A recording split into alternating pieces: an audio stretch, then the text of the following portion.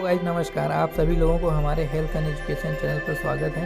आप सभी लोगों को यह नॉलेज अच्छा लगे तो फ्रेंड्स इसे लाइक, सब्सक्राइब, शेयर जरूर कर दें, बेल आइकन को दबा दें, जिससे आने वाली वीडियो आपको आज इम्पोर्टेंसी मेडिसिन के बारे में बताएंगे। इम्पोर्टेंसी होती क्या है? आजकल मॉडर्न युग में सभी लोग, चाहे मेल हो या फीमेल हो, और जनरली नपुंसकता समय से पहले आ जा रही है।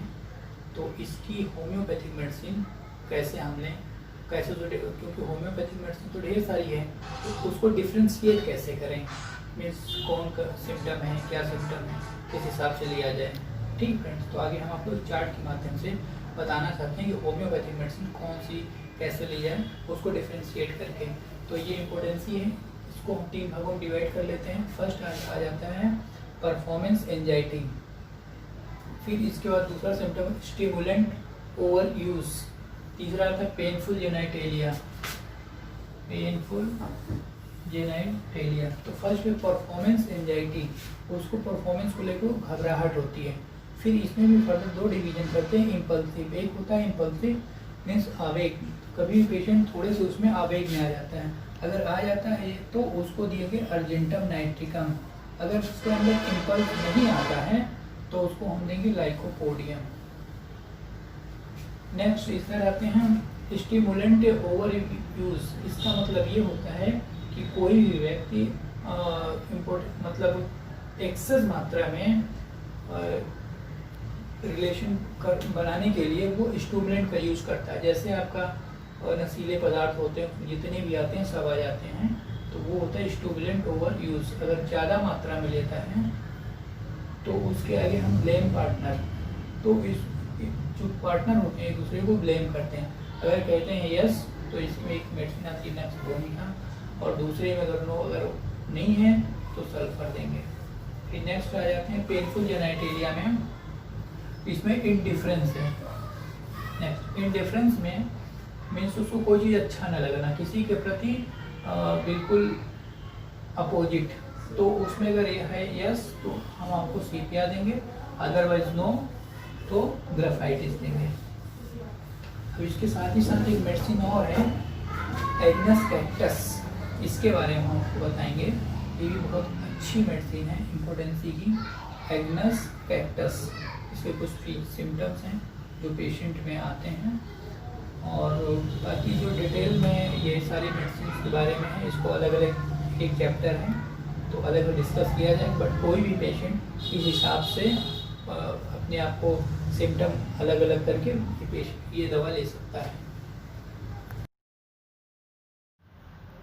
फ्रेंड्स, हम आपको एग्नस कैक्टस के बारे में थोड़ा डिटेल में बताते हैं। इसमें आपको 2-4 पॉइंट बताते हैं जो बहुत इंपॉर्टेंट हैं। जैसे इम्पोर्टेंसी मीन्स नपुंसकता, ज्ञानेंद्रियों के दुरुपयोग से उसमें शिथिलता आ जाती है। मीन्स इसका ये हुआ कि ज़्यादा मात्रा में रिप्रोडक्टिव ऑर्गन का यूज़ करने से उसमें विकृतियाँ आ जाती हैं, जो आगे चल के आफ्टर मैरिज या बिफोर मैरिज ही वो डैमेज हो जाता है। मीन्स काम सही से नहीं करता है, जिससे आगे आने वाली संतान में प्रॉब्लम होती है, मीन्स चाइल्ड डेवलप नहीं हो पाता है।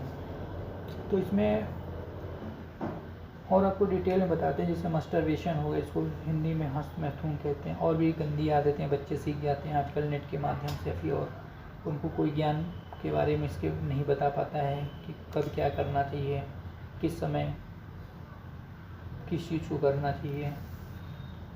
तो वो ज़्यादा किसी भी पार्ट का यूज करते हैं, उसमें व्यस्त रहते हैं, और जिससे सीमन लॉस होता है।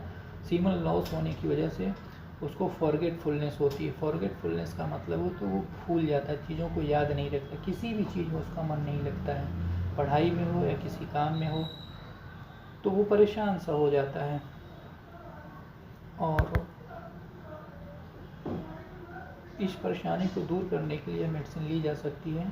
साथ ही साथ इसके एक और सिम्टम है कि दूसरा की पॉइंट से इसमें जवानी में ही बुढ़ापा सा लगने लगता है, मीन्स कम एज में ही वो बहुत ज़्यादा एज का लगने लगता है। इसका कारण होता है कि लॉस ऑफ सीमेन, ज़्यादा मात्रा में वो लॉस करता है, जिसकी वजह से उसको वही सारे सिम्टम फिर इसमें आने लगता है कि वो भुलक्कड़ हो जाता है, कहीं भी गया है कुछ भी सामान लिया वो वहीं छोड़ के चला आएगा।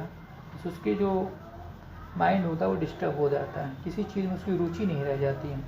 इसको स्त्रियों में देखें तो फीमेल में सफ़ेद पानी आने लगता है, जिसको ल्यूकोरिया बोलते हैं, उसमें भी ये मेडिसिन काम करती है। दूसरा है किसी भी स्त्री को, जैसे कि जब वो प्रेग्नेंट होती है, बच्चा हो जाता है, तो उसमें दूध नहीं आता है, मिल्क प्रोडक्शन कम हो जाता है, तो उसमें ये मेडिसिन को दी जा सकती है, जिससे कि अगर उसे दूध कम आता है तो ये बढ़ा देगी, बिल्कुल नहीं आता है तो वो डेवलप कर देगी। तो ये बहुत ही इंपॉर्टेंट मेडिसिन है एग्नस कैक्टस।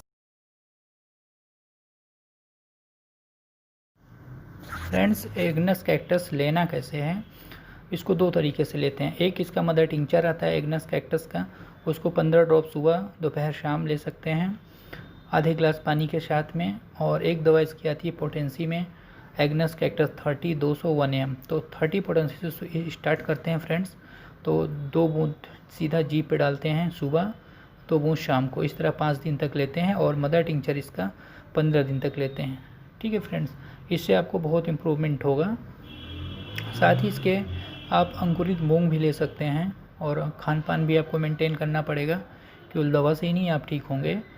तो खान पान भी ठीक कर लीजिए, इसके साथ ही मेडिसिन लीजिए, आपको इम्पोर्टेंसी से काफ़ी राहत मिल जाएगी।